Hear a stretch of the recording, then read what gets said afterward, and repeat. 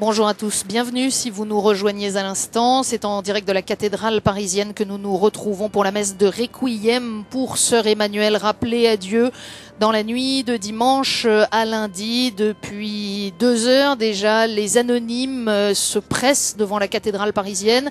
Quelques centaines ont pu pénétrer à l'intérieur de la cathédrale, mais beaucoup, vous venez de l'apercevoir, sont massés sur le parvis. Et puis depuis une grosse demi-heure déjà, les personnalités affluent. À l'instant où nous prenions l'antenne, c'est l'ancien président de la République, Monsieur Jacques Chirac, qui faisait son entrée, au demeurant applaudi par les fidèles rassemblés dans la basilique. Il y a là attendu aujourd'hui de très nombreux membres du gouvernement, parmi les ministres Monsieur Borloo, Madame Alliot-Marie, Monsieur Kouchner, Madame Lagarde, Madame Pécresse, de nombreux secrétaires d'État également, alors que vous voyez l'ancien président de la République accompagné de son épouse, et derrière eux les secrétaires d'État justement, Laurent Wauquiez, Nathalie Kosciusko-Morizet, André Santini, Fadela Amara, Hubert Falco, Nadine Morano, 3 anciens premiers ministres, Monsieur Fabius, Monsieur Juppé, Monsieur Raffarin, et puis l'Égypte où vous le savez, pendant plus de 20 ans, Sœur Emmanuelle a mené son apostolat auprès des chiffonniers du Caire. L'Égypte est représentée très largement aujourd'hui par la présence de l'épouse du président égyptien Hosni Moubarak et de son excellence Monsieur Nasser Kamel, l'ambassadeur de la République arabe d'Égypte.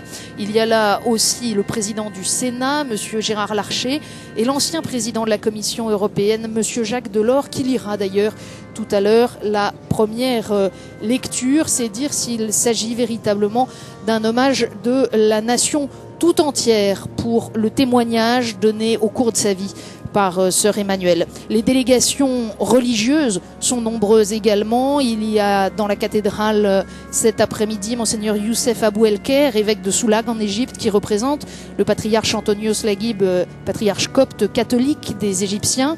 Il y a là aussi Monseigneur Lucas Vandelois, évêque de Gand, qui représente la conférence des évêques de Belgique, Monseigneur Petros Youssif pour les Chaldéens, Monseigneur Baronnet, ancien évêque des Seychelles. Il y a des représentations orthodoxes, en particulier coptes orthodoxes et syriaques orthodoxes, des scouts musulmans qui avaient des liens étroits avec Sœur Emmanuelle.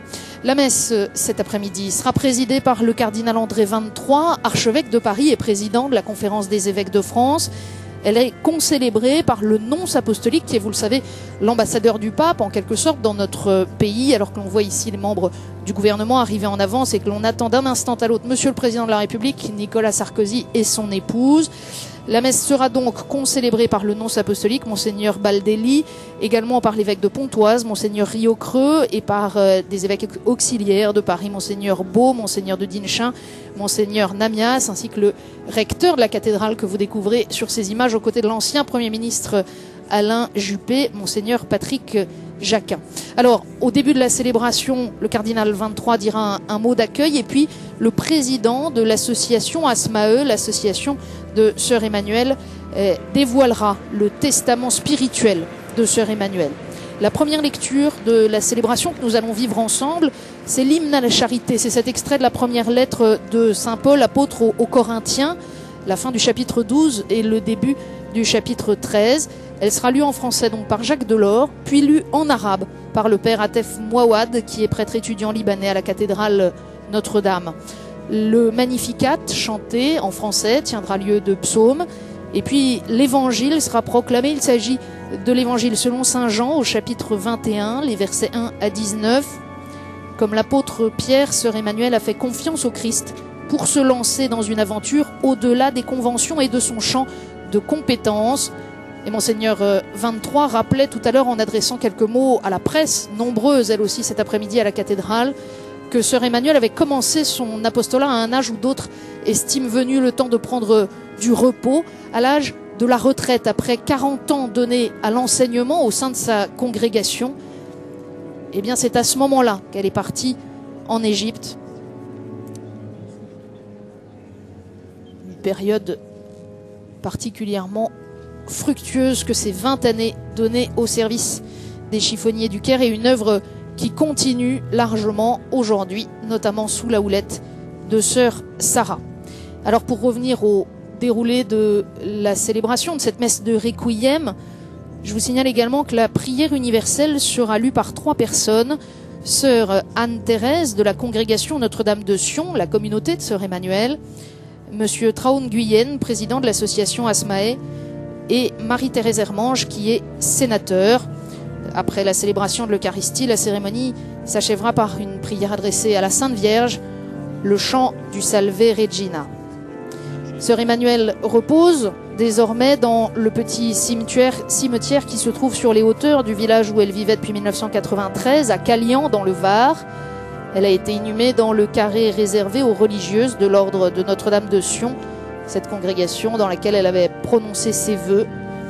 C'est peu avant 11h30 que le cortège funéraire s'est ébranlé de la maison de retraite Le Pradon, où Madeleine Cinquin, de son nom civil, est décédée, rappelée à Dieu donc dans la nuit de dimanche à lundi, à l'âge, vous le savez, de 99 ans, 3/4, puisqu'elle aurait fêté ses 100 ans le 16 novembre prochain.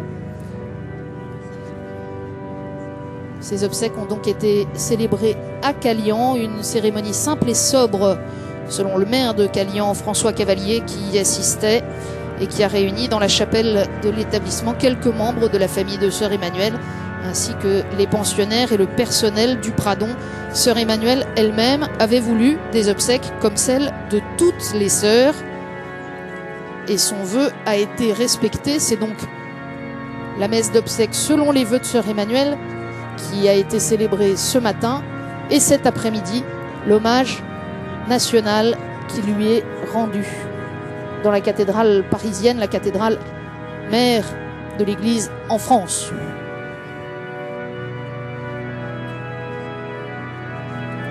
Puis on peut signaler aussi que, toujours selon les vœux de Sœur Emmanuel, une messe sera célébrée samedi dans la chapelle Notre-Dame de la Médaille Miraculeuse, rue du Bac, à Paris.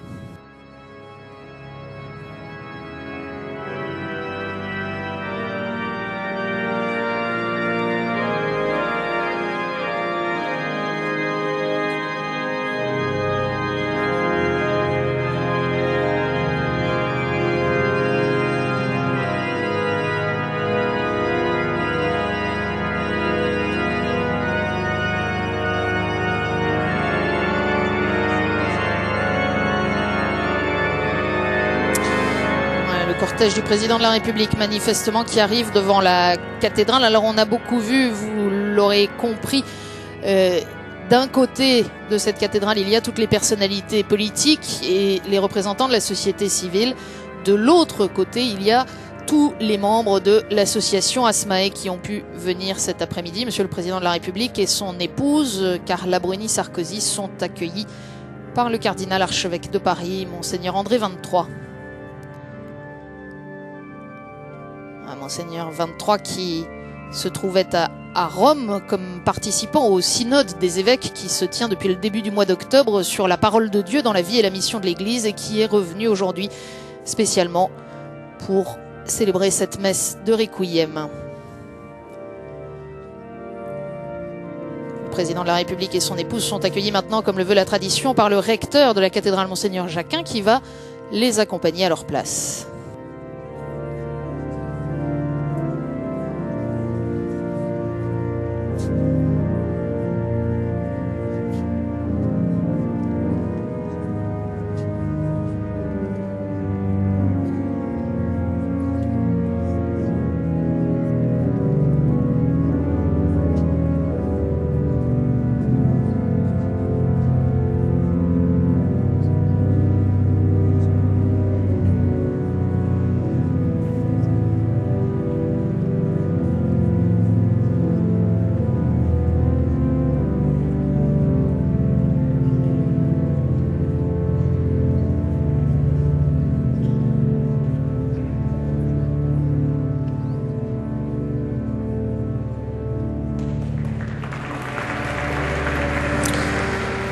Il se répète pour le président de la République ce que l'on a entendu tout à l'heure pour saluer l'arrivée de plusieurs personnalités politiques françaises de manière assez spontanée, même si c'est plutôt inhabituel dans le cadre d'une célébration liturgique. L'assistance applaudit leur présence et sans doute leur participation à cet hommage rendu à la vie donnée qui fut celle de sœur Emmanuelle.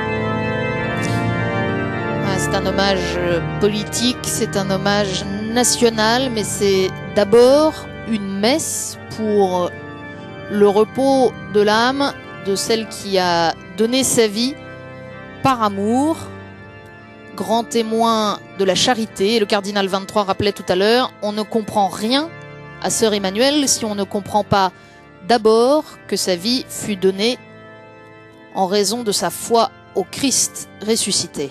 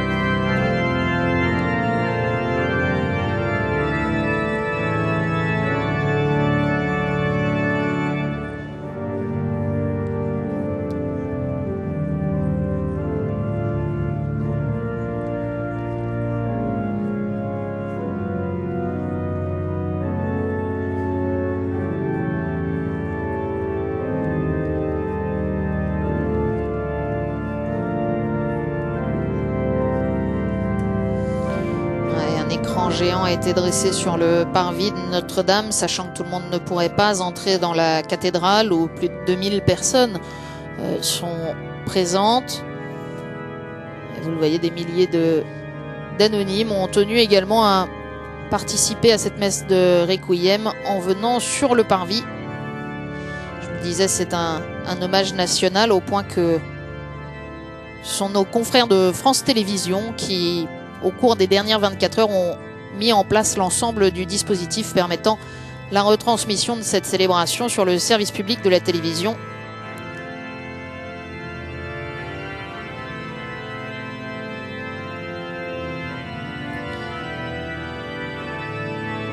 Et comme vous le constatez également, de très nombreux prêtres de Paris et d'ailleurs sont venus concélébrer cette messe.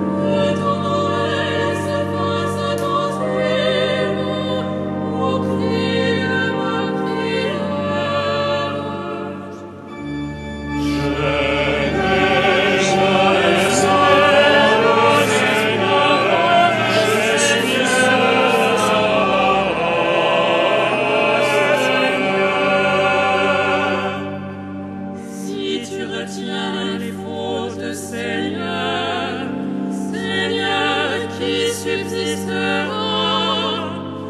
Mais près de toi se trouve le pardon pour que l'homme te craigne. Je mets mon espoir dans le Seigneur, sa parole, Seigneur.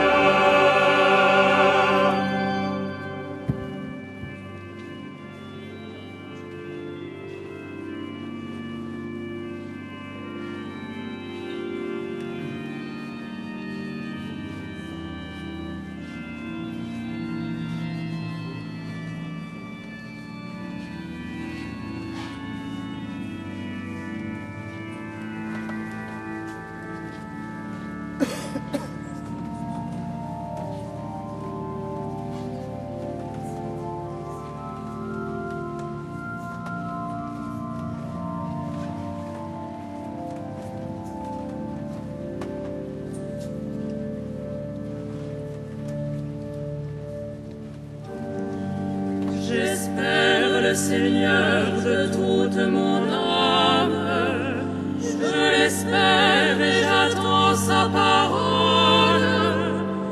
Mon âme attend le Seigneur, plus qu'un veilleur ne guette l'aurore. Je mets mon espoir dans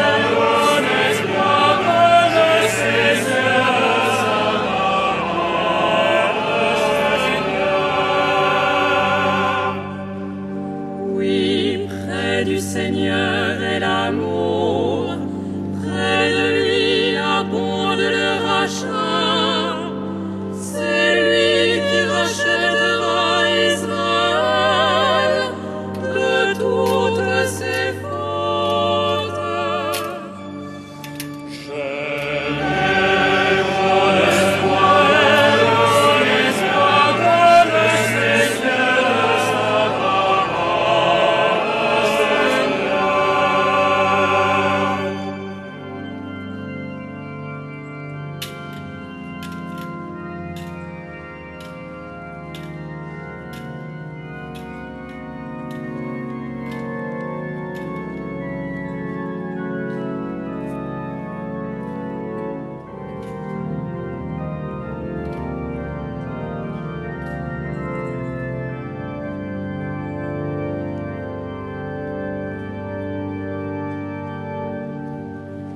Des profondeurs, je crie vers toi, Seigneur.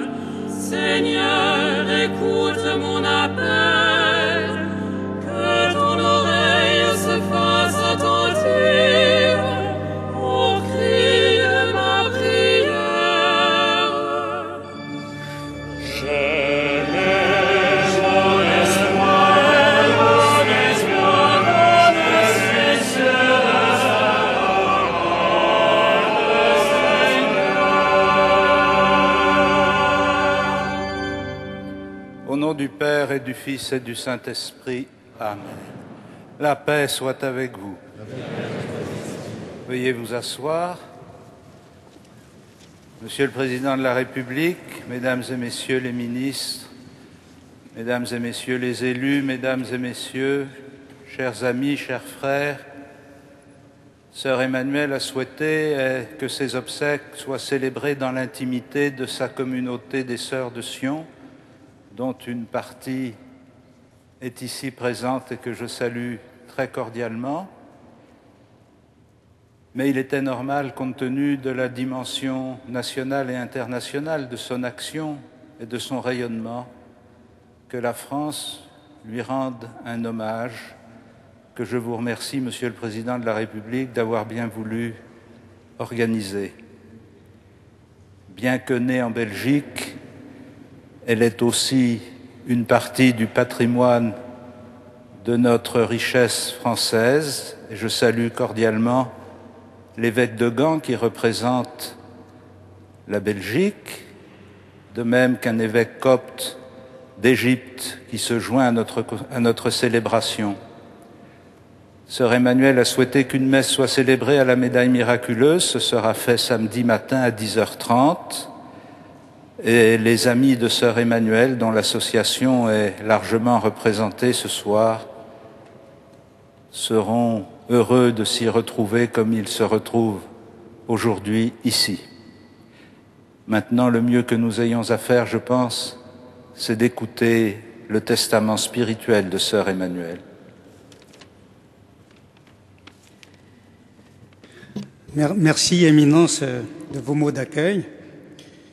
En tant que président d'ASMAE, l'association de Sœur Emmanuelle, je vous adresse de sa part le message qu'elle a rédigé elle-même pour être lu dans les circonstances qui nous réunissent. Si chers amis, nous le savons, l'amour est plus fort que la mort. Le lien d'amitié profonde que nous avons noué ensemble dans la joie a une valeur d'éternité joyeuse. Aujourd'hui, où vous vous êtes encore une fois dérangés pour moi, mon âme et mon cœur sont tout près de votre âme et de votre cœur. Je voudrais que cette chère rencontre se déroule dans une atmosphère de joie. J'ai choisi des cantiques pleins d'allégresse. Chantez-les joyeusement, à pleine voix. Je tiens à vous dire merci, un merci bondissant de reconnaissance pour ce que vous avez fait et ferez encore, je le sais, pour nos milliers d'enfants en difficulté à travers le monde. Grâce à vous, ils deviennent des citoyens debout et heureux. L'enfant qui souffre, sensible à vos cœurs, rappelle le mot de Pascal, Dieu sensible au cœur. Voilà la merveille qui, au-delà de toute conviction religieuse, politique, culturelle ou autre, nous unit tous dans une belle harmonie. Seigneur, tu as voulu que nous, les humains, puissions tressaillir devant la douleur et arriver à la soulager. C'est ainsi que, comme nous le dit le Christ dans l'évangile de Matthieu au chapitre 25, nous devenons bénis par toi, notre Père des cieux. Oui, vous êtes bénis, vous qui savez aimer et partager. Vous êtes bénis parce que, sans le savoir peut-être, vous avancez sur la route qui mène à l'éternité bienheureuse, où je vous attends dans le même amour. Une petite confidence pour finir. J'ai demandé que soit chanté comme psaume le Magnificat. Ce cantique contient en effet le secret du bonheur de ma vie. Dès mon entrée en religion en 1931, je me suis confié, corps et âme, à la Vierge pour qu'elle me garde fidèle. Elle l'a fait. Et comment? Remerciez-la avec moi. Yalla, en avant. C'est passionnant de vivre en aimant. Votre Emmanuel qui garde chacun et chacune de vous dans son cœur. Merci. Nous nous préparons à célébrer cette Eucharistie en reconnaissant que nous sommes pécheurs.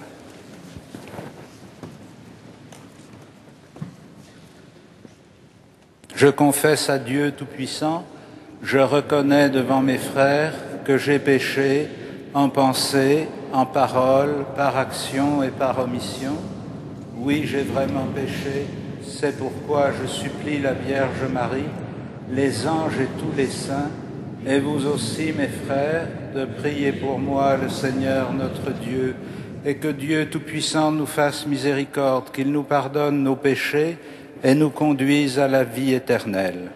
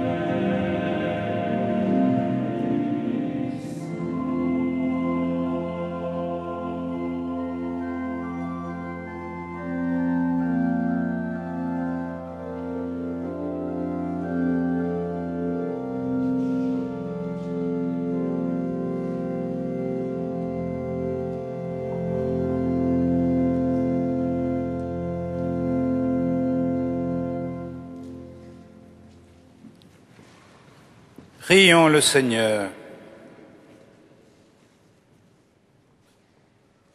Dieu Tout-Puissant, nous te prions pour ta servante, sœur Emmanuelle.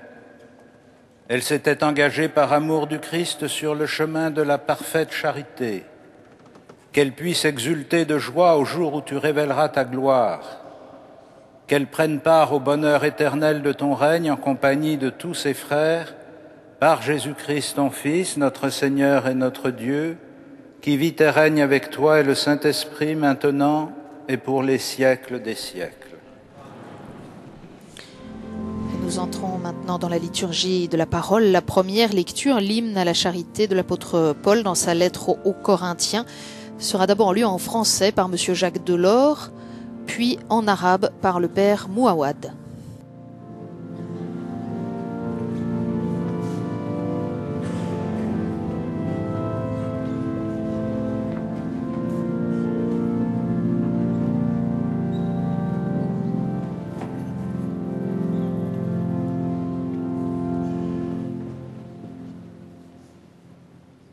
Lecture de la première lettre de saint Paul aux Corinthiens. Frères, parmi les dons de Dieu, vous cherchez à obtenir ce qu'il y a de meilleur. Eh bien, je vais vous indiquer une voie supérieure à toutes les autres. J'aurais beau parler toutes les langues de la terre et du ciel. Si je n'ai pas la charité, s'il me manque l'amour, je ne suis qu'un cuivre qui résonne, une cymbale retentissante. J'aurais beau être prophète, avoir toute la science des mystères et toute la connaissance de Dieu, et toute la foi jusqu'à transporter les montagnes, s'il me manque l'amour, je ne suis rien. J'aurais beau distribuer toute ma fortune aux affamés, j'aurais beau me faire brûler vif, s'il me manque l'amour, cela ne me sert à rien. L'amour prend patience, l'amour rend service, l'amour ne jalouse pas, il ne se vante pas, ne se gonfle pas d'orgueil, il ne fait rien de malhonnête, il ne cherche pas son intérêt, il ne s'emporte pas, il n'entraîne pas de rancune, il ne se réjouit pas de ce qui est mal, mais il trouve sa joie dans ce qui est vrai. Il supporte tout, il fait confiance en tout, il espère tout, il endure tout. L'amour ne passera jamais. Un jour les prophéties disparaîtront, le don des langues cessera, la connaissance que nous avons de Dieu disparaîtra. En effet, notre connaissance est partielle, nos prophéties sont partielles. Quand viendra l'achèvement, ce qui est partiel disparaîtra. Quand j'étais un enfant, je parlais comme un enfant, je pensais comme un enfant, je raisonnais comme un enfant. Maintenant que je suis un homme, j'ai fait disparaître ce qui faisait de moi un enfant. Nous voyons actuellement une image obscure dans un miroir. Ce jour-là, nous verrons face à face. Actuellement, ma connaissance est partielle. Ce jour-là, je connaîtrai vraiment comme Dieu m'a connu. Ce qui demeure aujourd'hui, c'est la foi, l'espérance et la charité. Mais la plus grande des trois, c'est la charité. Parole du Seigneur.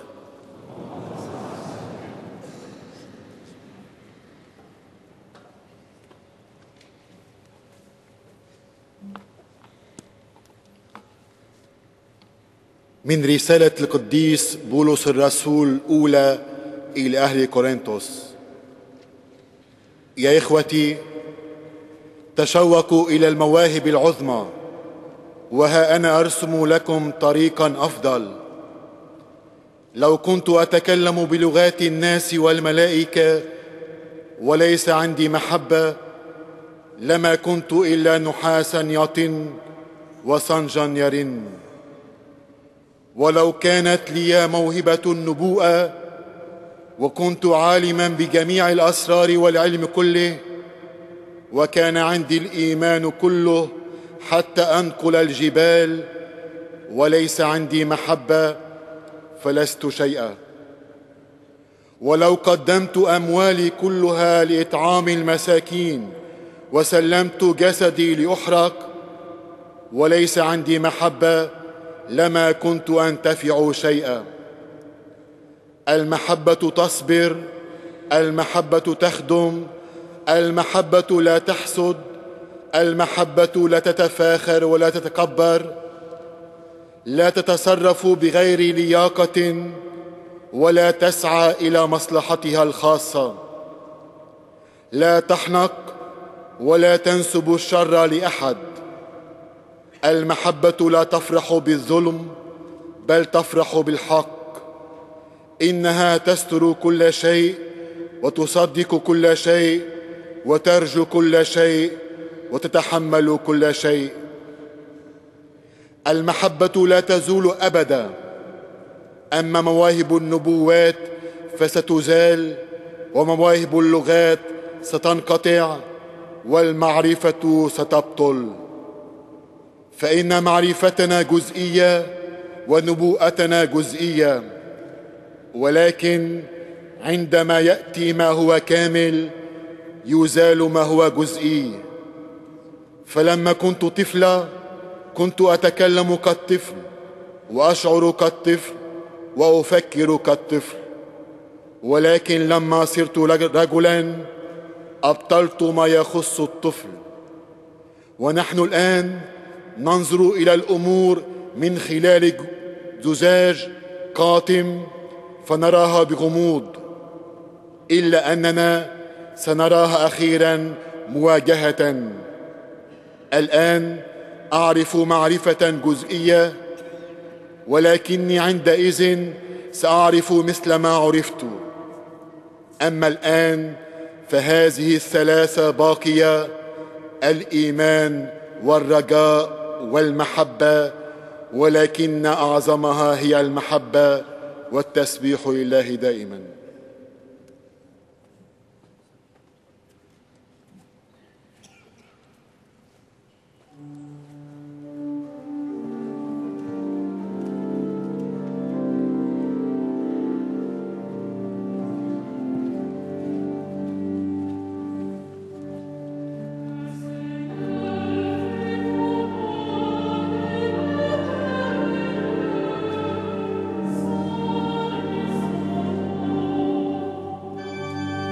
Le Seigneur fit pour moi des merveilles, saint est son nom. Mon âme exalte le Seigneur, exulte mon esprit en Dieu, mon Sauveur.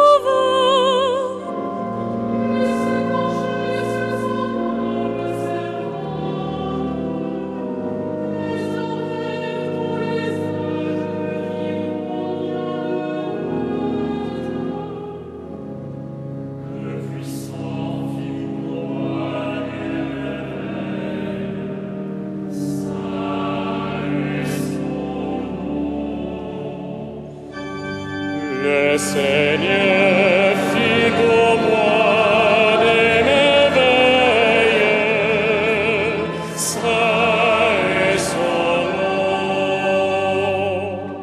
Son amour s'étend d'âge en âge sur ceux qui le craignent.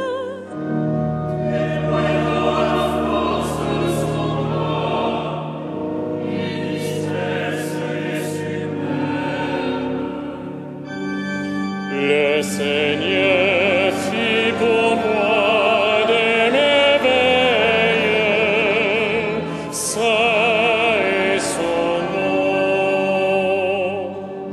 Il renverse les puissants de leur trône, il élève les humbles.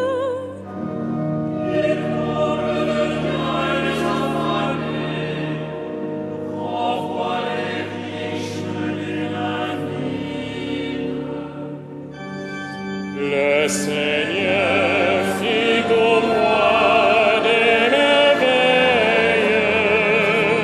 saint est son nom.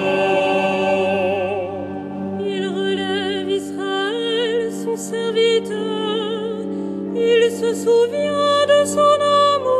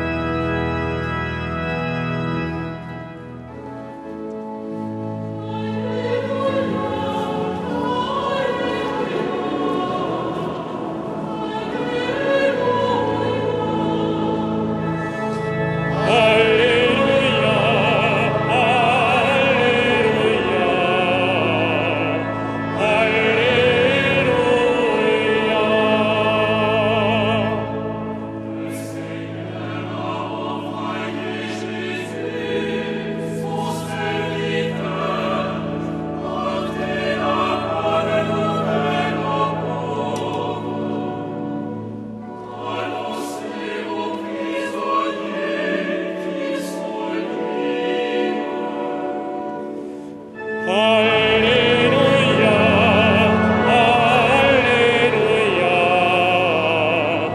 Alleluia.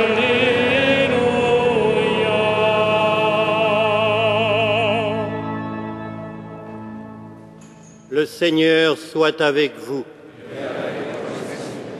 Évangile de Jésus-Christ selon saint Luc.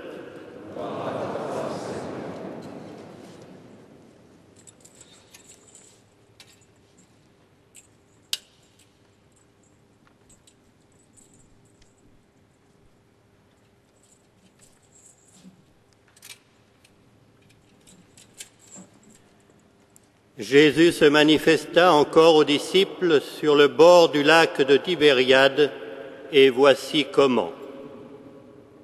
Il y avait là Simon-Pierre avec Thomas, dont le nom signifie jumeau, Nathanaël de Cana en Galilée, les fils de Zébédée et 2 autres disciples. Simon-Pierre leur dit : « Je m'en vais à la pêche. » Ils lui répondent : « Nous allons avec toi. » Ils partirent et montèrent dans la barque. Or, ils passèrent la nuit sans rien prendre. Au lever du jour, Jésus était là sur le rivage, mais les disciples ne savaient pas que c'était lui. Jésus les appelle. « Les enfants, auriez-vous un peu de poisson ?» Ils lui répondent « Non ». Il leur dit : « Jetez le filet à droite de la barque et vous trouverez. » Ils jetèrent donc le filet, et cette fois, ils n'arrivaient pas à le ramener tellement il y avait de poissons. Alors, le disciple que Jésus aimait dit à Pierre : « C'est le Seigneur. » Quand Simon-Pierre l'entendit déclarer que c'était le Seigneur, il passa un vêtement, car il n'avait rien sur lui, et il se jeta à l'eau. Les autres disciples arrivent en barque, tirant le filet plein de poissons. La terre n'était qu'à 100 de mètres. En débarquant sur le rivage, ils voient un feu de braise avec du poisson posé dessus et du pain. Jésus leur dit : « Apportez donc de ce poisson que vous venez de prendre. » Simon-Pierre monta dans la barque et amena jusqu'à terre le filet plein de gros poissons. Il y en avait 153. Et malgré cette quantité, le filet ne s'était pas déchiré. Jésus dit alors : « Venez déjeuner. » Aucun des disciples n'osait lui demander : « Qui es-tu » Il savait que c'était le Seigneur. Jésus s'approche, prend le pain et le leur donne, ainsi que le poisson. C'était la 3e fois que Jésus, ressuscité d'entre les morts, se manifestait à ses disciples. Quand ils eurent déjeuné, Jésus dit à Simon-Pierre : « Simon, fils de Jean, m'aimes-tu plus que ceux-ci » Il lui répond : « Oui, Seigneur, je t'aime, tu le sais. » Jésus lui dit : « Sois le berger de mes agneaux. » Il lui dit une 2e fois : « Simon, fils de Jean, m'aimes-tu » Il lui répond : « Oui, Seigneur, je t'aime, tu le sais. » Jésus lui dit : « Sois le pasteur de mes brebis. » Il lui dit pour la 3e fois : « Simon, fils de Jean, est-ce que tu m'aimes » Pierre fut peiné, parce que pour la 3e fois, il lui demandait : « Est-ce que tu m'aimes » Et il répondit : « Seigneur, tu sais tout, tu sais bien que je t'aime. » Jésus lui dit, « Sois le berger de mes brebis. » Amen, amen, je te le dis, quand tu étais jeune, tu mettais ta ceinture toi-même pour aller là où tu voulais. Quand tu seras vieux, tu étendras les mains et c'est un autre qui te mettra ta ceinture pour t'emmener là où tu ne voudrais pas aller. Jésus disait cela pour signifier par quel genre de mort Pierre rendrait gloire à Dieu. Puis il lui dit encore, « Suis-moi. » Acclamons la parole de Dieu.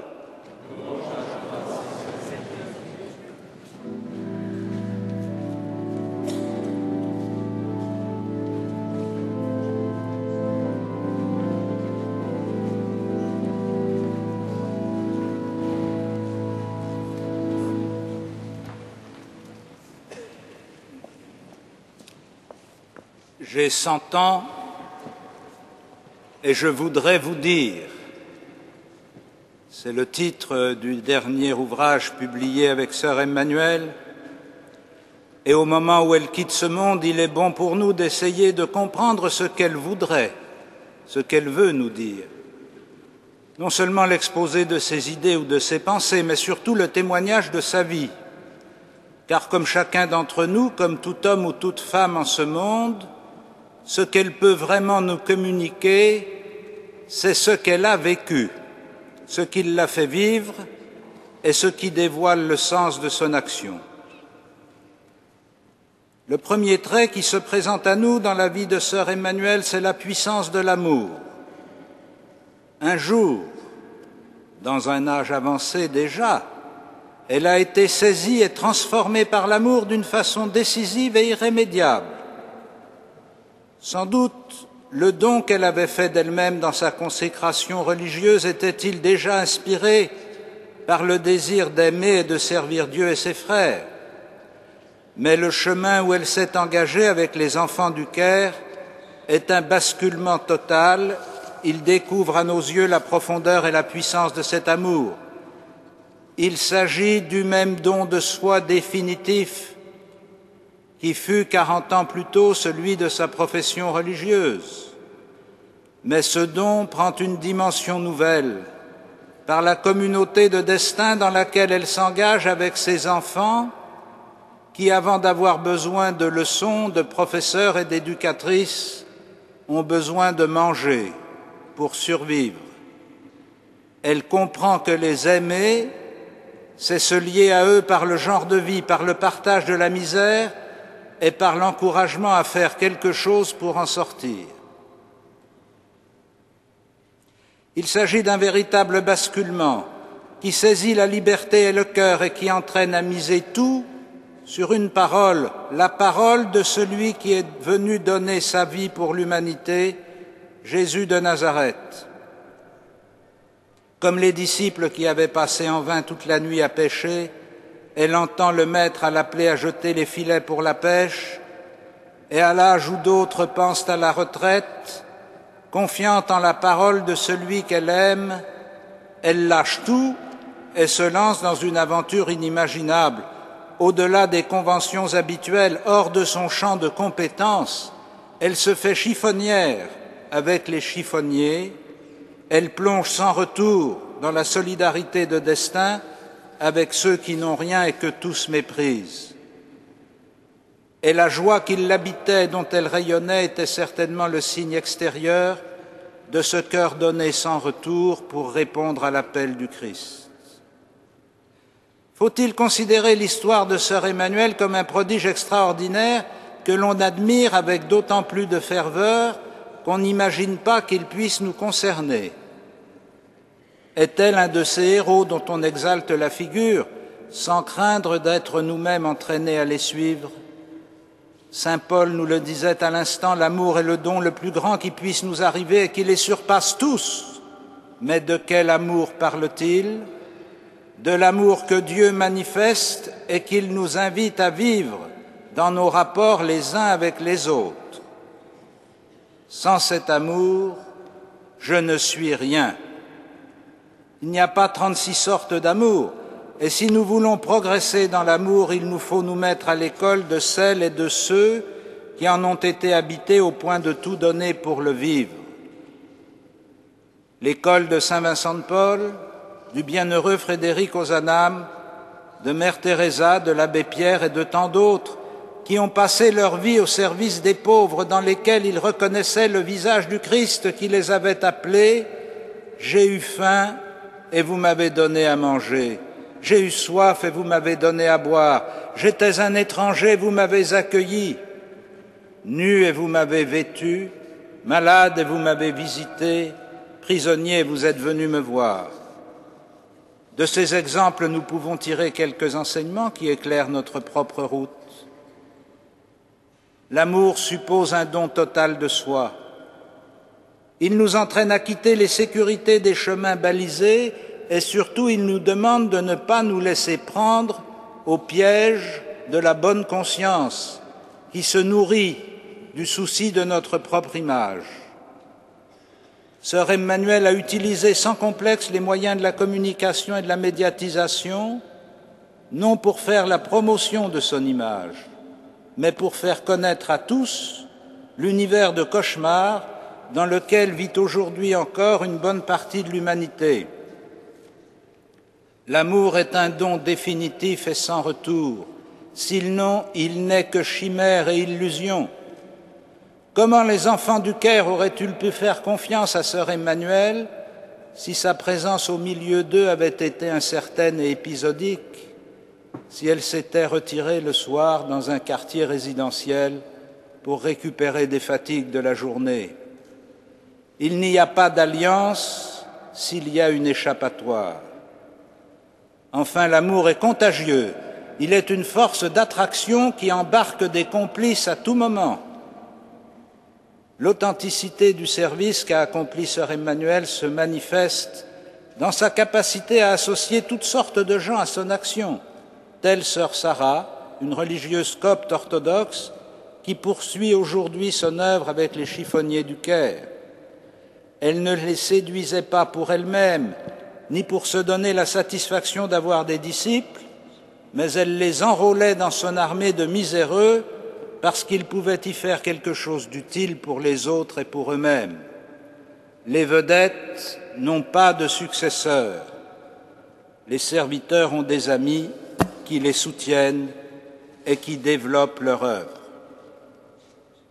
Notre véritable hommage à sœur Emmanuelle n'est-il pas de tirer les leçons de son histoire d'amour avec les pauvres de ce monde?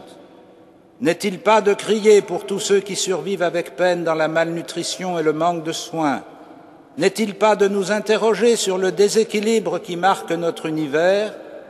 D'un côté, l'énergie que l'on dépense pour la richesse et le confort d'une société dont on attend qu'elle assume tous les risques de la vie, et de l'autre, l'insécurité absolue sur les besoins élémentaires de l'existence, manger, boire de l'eau, se soigner, apprendre à lire et à écrire.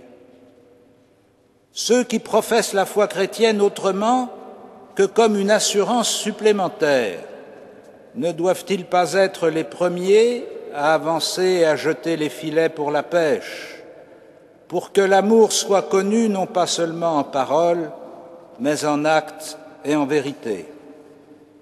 Certes, les chrétiens se mobilisent pour vivre davantage le partage avec les pauvres de ce temps, et nous en sommes fiers. Mais nous n'oublions pas que même la générosité n'est rien si elle n'est pas animée par l'amour. Nous ne sommes pas seulement appelés à donner de nos biens, nous sommes appelés à nous donner nous-mêmes. Sœur Emmanuelle aurait-elle été très à l'aise dans notre hommage national? Je ne suis pas capable de répondre à sa place, mais il y a deux choses dont je suis sûr. Premièrement, elle jubile, certainement, de voir que sa mort est une occasion de rappeler à tous l'urgence du service des pauvres de ce monde. C'est un temps d'antenne supplémentaire pour ceux dont on parle si peu. Et deuxièmement, elle voit certainement avec joie que nous n'essayons pas d'expliquer sa vie en oubliant celui qui seul lui a donné sens, Jésus de Nazareth, qui est passé parmi les hommes en faisant le bien et qui, la veille de sa passion, nous a donné la clé d'interprétation absolue. Il n'y a pas de plus grand amour que de donner sa vie pour ceux qu'on aime. C'est ce qu'il a fait, c'est ce qu'il fait aujourd'hui dans cette Eucharistie, c'est ce que sœur Emmanuelle a vécu à la suite et en compagnie de tant de disciples du Christ, c'est ce que nous sommes tous appelés à vivre, car finalement, sans l'amour, nous ne sommes rien. L'amour seul est digne de foi. Amen.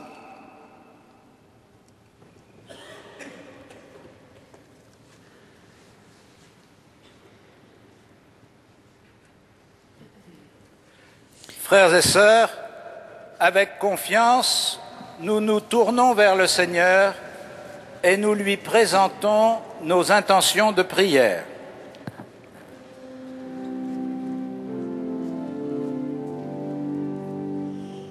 Dans ta miséricorde,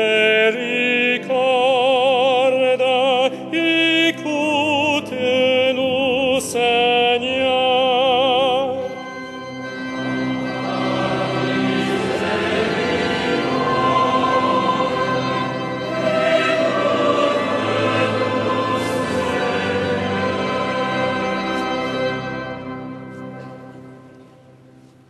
Comme sœur de Notre-Dame de Sion, à la demande du Père Théodore Ratisbonne, notre fondateur, nous avons tout appris ce chapitre 13 de la première épître aux Corinthiens de saint Paul. Si je n'ai pas la charité, c'est-à-dire l'amour, je ne suis rien.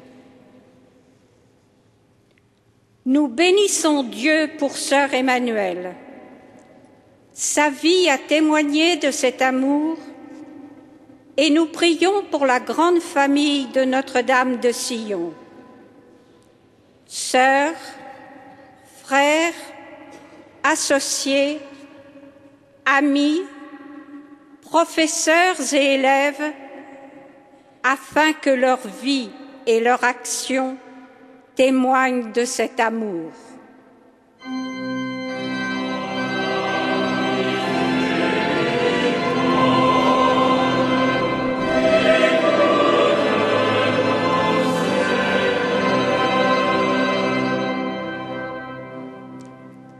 Sœur Emmanuelle aimait s'adresser aux jeunes, car elle était admirative de leur capacité de révolte contre la misère et l'exclusion, surtout quand elle touche les enfants. Seigneur, éclaire la route des jeunes du monde entier, afin qu'ils soient de plus en plus nombreux à donner un sens à leur vie en s'engageant dans la solidarité envers les plus faibles. Dans ta miséricorde, écoute-nous, Seigneur.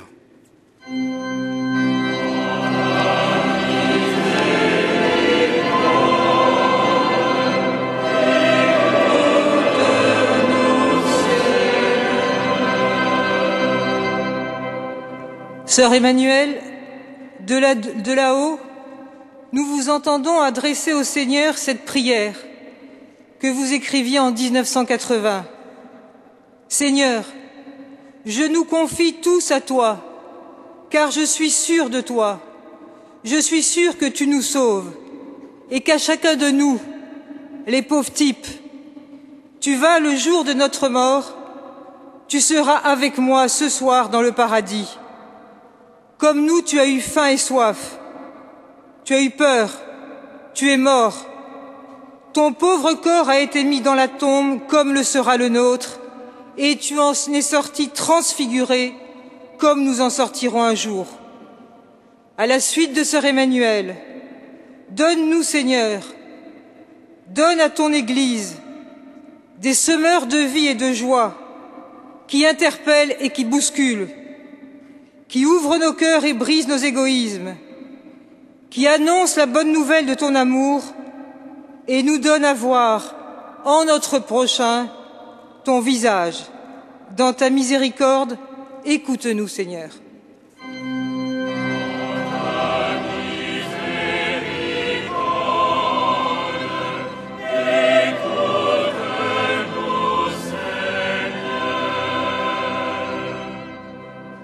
Seigneur notre Dieu, puisque la figure de sœur Emmanuel est si attirante, et puisqu'elle illustre si bien le commandement de l'amour, suscite au cœur de jeunes hommes et de jeunes femmes le désir de tout quitter pour le service de leurs frères et donne-leur le courage de répondre par leur vie aux besoins de vie de tous les hommes. Nous te le demandons, toi qui nous aimes et qui nous sauves pour les siècles des siècles.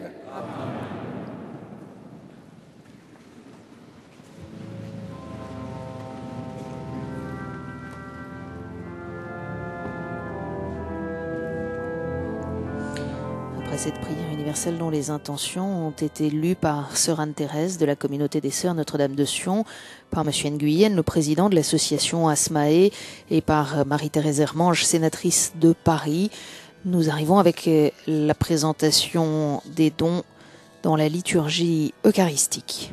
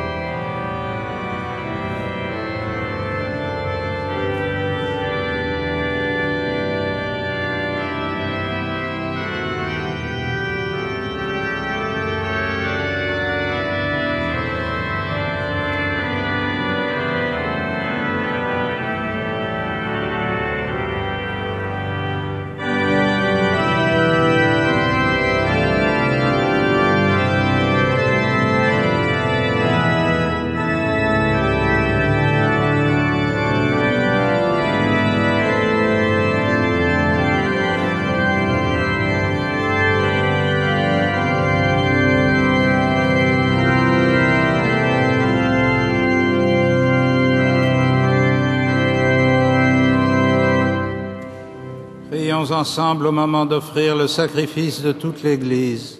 Pour la gloire de Dieu et le salut. Seigneur notre Dieu, sois favorable à l'offrande que nous te présentons avec confiance pour ta servante, sœur Emmanuel. Par le sacrifice qui guérit les hommes, accorde-lui le salut éternel. Par Jésus, le Christ, notre Seigneur. Le Seigneur soit avec vous. Et avec votre esprit. Élevons notre cœur. Rendons grâce au Seigneur notre Dieu. Vraiment, il est juste et bon de te rendre gloire, de t'offrir notre action de grâce toujours et en tout lieu. À toi, Père très saint, Dieu éternel et tout-puissant, par le Christ notre Seigneur. C'est en lui qu'a resplendi pour nous l'espérance de la résurrection bienheureuse. Et si la loi de la mort nous afflige, la promesse de l'immortalité nous apporte la consolation. Car pour tous ceux qui croient en toi, Seigneur, la vie n'est pas détruite, elle est transformée. Et lorsque prend fin leur séjour sur la terre, ils ont déjà une demeure éternelle dans les cieux. C'est pourquoi, avec les anges et tous les saints, nous proclamons ta gloire en chantant d'une seule voix.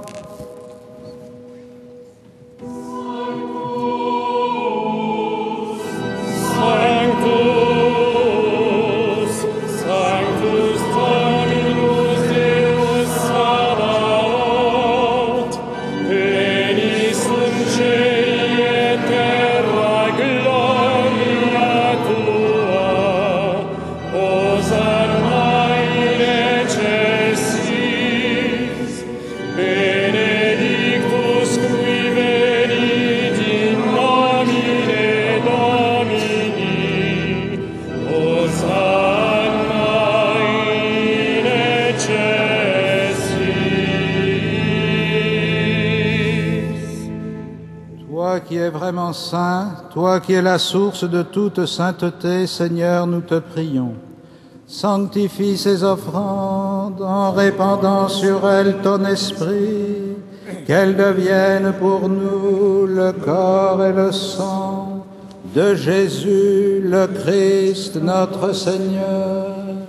Au moment d'être livré et d'entrer librement dans sa passion, il prit le pain, il rendit grâce, il le rompit et le donna à ses disciples en disant: prenez et mangez-en tous, ceci est mon corps livré pour vous.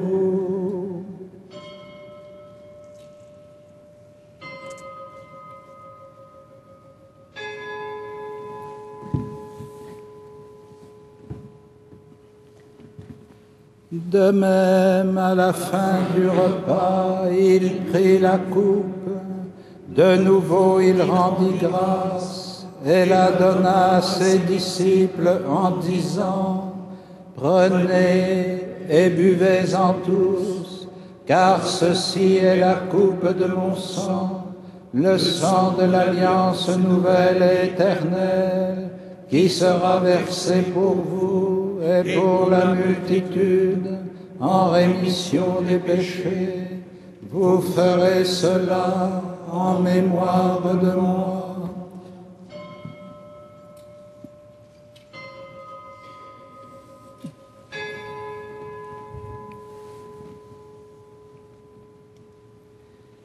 Il est grand le mystère de la foi. Nous proclamons ta mort, Seigneur Jésus. Nous célébrons ta résurrection. Nous attendons ta venue dans la gloire.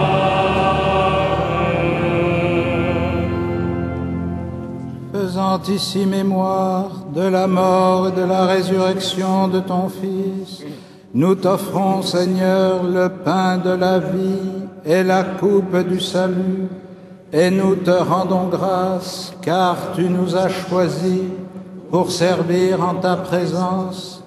Humblement, nous te demandons qu'en ayant part au corps et au sang du Christ, nous soyons rassemblés par l'Esprit Saint en un seul corps.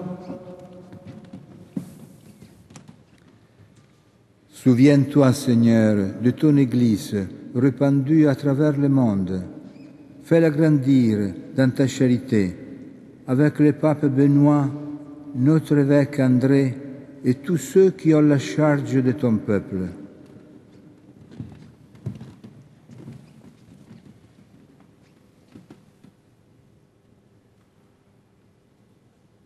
Souviens-toi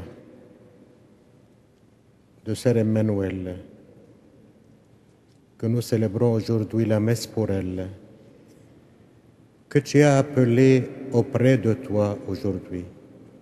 Jusqu'elle a été baptisée dans la mort de ton Fils, accorde-lui de participer à sa résurrection.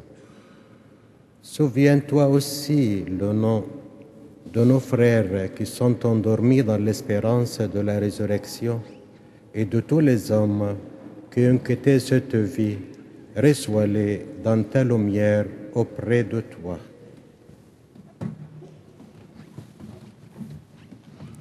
Sur nous tous, enfin, nous implorons ta bonté.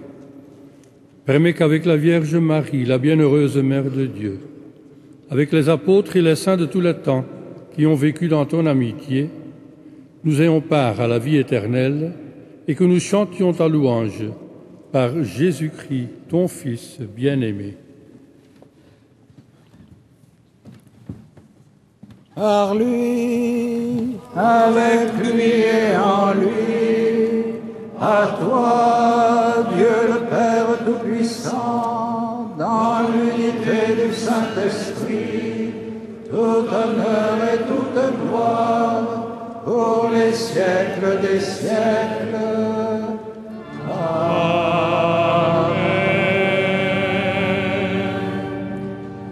Unis dans le même esprit, nous pouvons dire avec confiance la prière que nous avons reçue du Sauveur.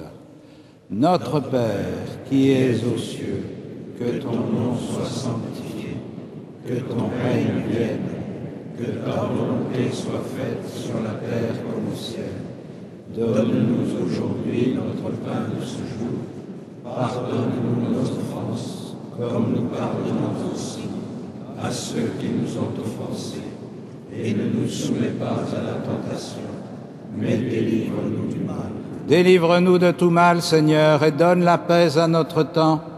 Par ta miséricorde, rends-nous libres du péché, rends-nous forts devant les épreuves en cette vie, où nous espérons le bonheur que tu promets et l'avènement de Jésus-Christ, notre Sauveur.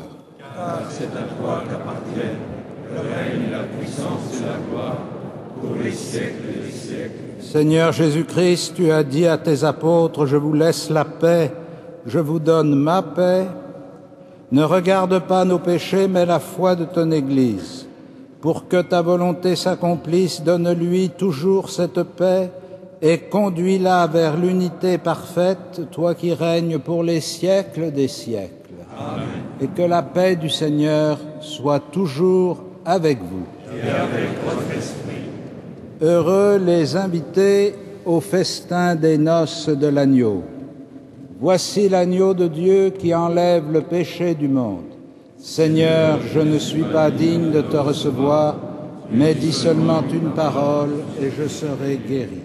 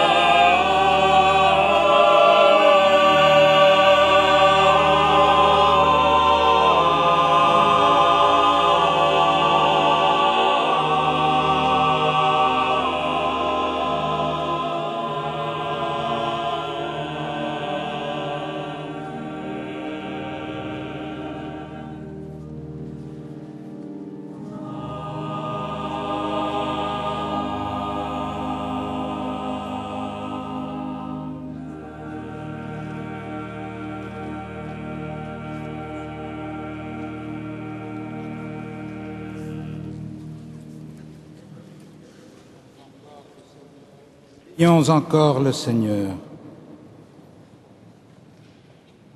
En recevant ce gage de vie éternelle, nous te supplions, Seigneur, pour ta servante sœur Emmanuel, qu'elle échappe au pouvoir de la mort et puisse entrer dans la communauté des élus par Jésus le Christ, notre Seigneur.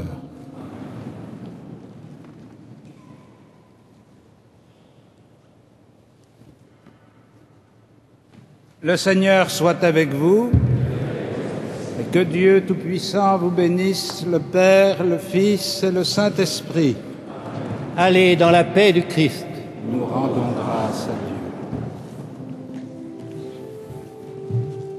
Salve Regina, Mater misericordiae, vita dulcedo, et spes nostra salve. A te clamamus, exules Eve, a te suspiramus, gementes et flentes, in ac lacrimarum valle. Ea ergo advocata nostra, illos tuos misericordes oculos ad nos converte. Et Iesum benedictum fructum ventris tui, nobis post hoc exilium ostende. O clemens, o pia, o dulcis Virgo Maria.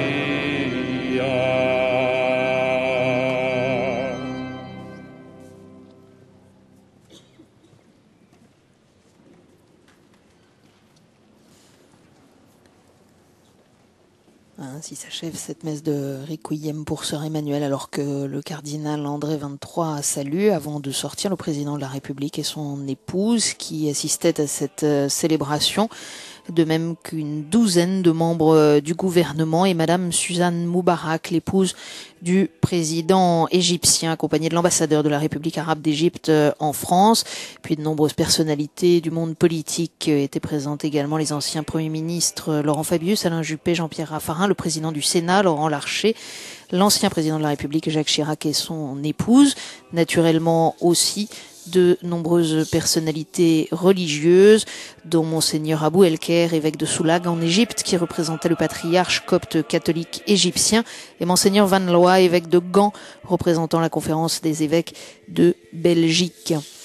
De nombreux prêtres étaient venus également concélébrer cet après-midi dans la cathédrale parisienne, ainsi que de nombreux évêques, comme vous le voyez sur ces images de la procession de sortie. Le premier trait qui se présente à nous dans la vie de sœur Emmanuel, c'est la puissance de l'amour, a souligné le cardinal XXIII dans son homélie. L'amour qui suppose un don total de soi. L'amour, c'est un don définitif et sans retour, sinon il n'est que chimère et illusion. Comment les enfants du Caire auraient-ils pu faire confiance à sœur Emmanuel si sa présence au milieu d'eux avait été incertaine et épisodique? Il n'y a pas d'alliance s'il y a une échappatoire, a souligné le cardinal XXIII. Enfin, l'amour est contagieux, a-t-il dit. Il est une force d'attraction qui embarque des complices à tout moment. Notre véritable hommage à sœur Emmanuel n'est-il pas de tirer les leçons de son histoire d'amour avec les pauvres de ce monde? Nous ne sommes pas appelés seulement à donner de nos biens, nous sommes appelés à nous donner nous-mêmes. C'était l'hommage national que la France a voulu rendre à sœur Emmanuel après la célébration comme elle l'avait voulu dans l'intimité de ses obsèques ce matin dans sa maison de retraite à Calian dans le Var, entourée seulement de quelques membres de sa famille et des sœurs de sa congrégation de Notre-Dame de Sion. Avant de nous quitter, je voudrais vous laisser pour aujourd'hui cette prière pour une journée de sœur Emmanuel. Accorde-moi, Seigneur, la grâce de ne travailler que pour le bien, le beau et le vrai, de chercher sans me lasser dans chaque homme l'étincelle que tu y as déposée en le créant à ton image. Accorde-moi encore d'avoir autant d'enthousiasme pour le succès des autres que pour le mien, et de faire un tel effort pour me réformer moi-même que je n'ai pas le temps de critiquer les autres. Je voudrais aussi, Seigneur, que tu me donnes la sagesse de ne me rappeler les erreurs du passé que pour me hâter vers un avenir meilleur. Donne-moi à toute heure de ce jour d'offrir un visage joyeux et un sourire d'ami à chaque homme, ton fils et mon frère. Donne-moi un cœur trop large pour ruminer mes peines, trop noble pour garder rancune, trop fort pour trembler, trop ouvert pour se refermer sur qui que ce soit. Seigneur mon Dieu, je te demande ces grâces pour tous les hommes qui luttent aujourd'hui comme moi, afin que diminue la haine et que croisse l'amour, car depuis ta résurrection, la haine et la mort ont été vaincus par l'amour et par la vie. C'est la prière pour une journée de Sœur Emmanuelle avec laquelle nous nous quittons cet après-midi. Merci à tous ceux qui nous ont permis de vivre cette célébration en direct, en particulier à nos confrères de France Télévisions et au service technique de KTO et de la cathédrale. Bonne journée à tous. En avant, Yallah!